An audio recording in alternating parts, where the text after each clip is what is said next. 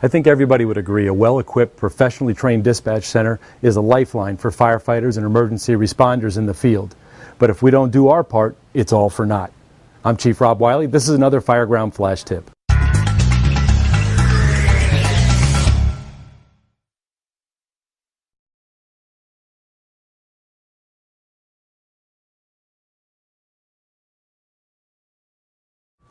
We're here at the St. Charles County Department of Dispatch and Alarm. This is a state-of-the-art agency.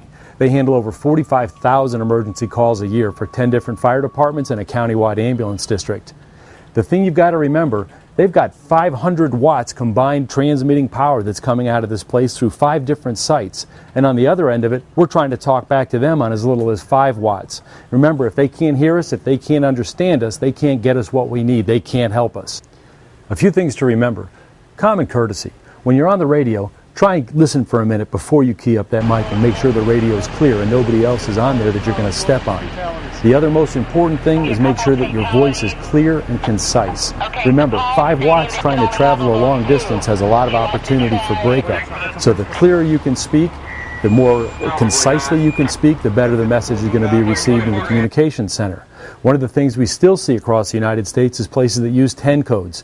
10 codes are a thing of the past. Use plain text, plain English. That way there's no misconception, especially if you're in a mutual aid situation and they don't know your codes as well as your own communication center. So speak English. Tell them what you want, tell them what you need. Be concise, be clear. The other thing to worry about is background noise. A lot of times, I can't tell you how many times you hear a guy key up from inside a fire and you hear nothing but feedback. That's because everybody on the crew's got their radios on, cranked up all the way. Try and set it so whoever's going to speak on the radio, be it the company officer or whoever, has his radio up, everybody else turn theirs down. Leave them on so they're functioning, but turn them down to minimize the feedback. Once you get your message and you send it out to dispatch, remember a couple of things. They're blind in here. They don't see what's going on. They can't hear what's going on. Their only point of reference to this incident is what you're telling them.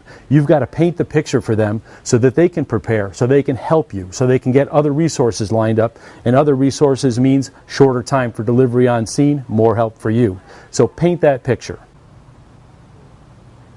Dispatchers are the unsung heroes in emergency services. Imagine the frustration of taking a phone call from a parent whose child isn't breathing. They have no idea where they are, what town they're in, what road they live on, which direction to travel. And now you've got to, as a dispatcher, put together an action plan, get resources on the road to help save that child. We've got to remember that in the field. When we get out in the field, they're blind. We're their eyes and ears. We have to paint a picture for them so they understand the scope and the magnitude of the situation. That allows them to proact, to think ahead, get resources lined up. The better they can do that, the shorter the time we have to wait for them. All the technology in the world, all the training in the world are for naught if we don't do our part from the field.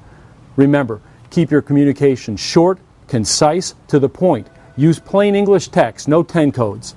The other thing you want to do is key that radio up, wait a beat, and then speak. Make sure you've established that link. Also, make sure the radio is clear before you start to talk so you don't step on somebody else's vital traffic. From the St. Charles County Department of Dispatch and Alarm, I'm Chief Rob Wiley. This has been another Fireground Flash Tip.